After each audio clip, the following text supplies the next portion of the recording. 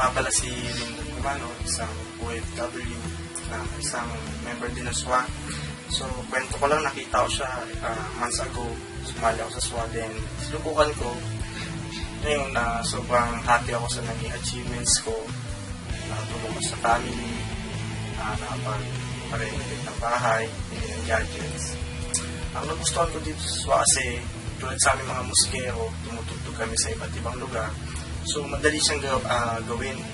Kahit full ng gamit, pwede basta may internet at Facebook.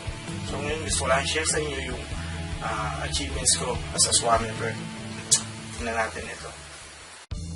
Dito naman, napaka-renovate ko yung kitchen and toilet namin na dati sira-sira pati yung toilet. Butas ang bubong. Buti ngayon na napaka-ayos na. Maganda na kinalabasan. Nakabili ng brand new Ibanez guitar from Malaysia. Brand new washing machine and electric fan worth 11,000. Pag-pay off din ng 20,000 cash. Tapos 15,000 naman. Dito next 66,650 pesos.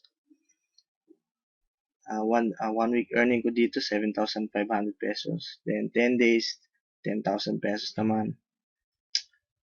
Sunod 12,500 pesos. Dito naman 83,850 pesos. So, final words, nakita mo na yung achievements ko. Biro mo, 2.5 lang yung nilabas ko, isang beses lang yun. Nalugi pa ako, di ba hindi? So, payo ko lang, huwag kang matakot na mag-join kasi kami nagsimula din kami sa wala, as in, zero, wala kaming alam mo yun. Pero andyan naman yung mga leaders, mayroon tutorials, mayroon team para mag-guide sa inyo dito. Huwag kayong matakot, 2.5 lang pero yung 2.5 na yun ay ang way na pwede makatulong sa inyo, pati sa family nyo. So, take action, join now. Kontakin mo na yung taong nagpanood sa inyo ng video na to para mapagsimula ka na sa bagong online business mo. Ako nga pala si Lyndon Romano, team leader ng Team Swabis. I hope patulungan ka din ng magandang online business na to. Sige, salamat and God bless.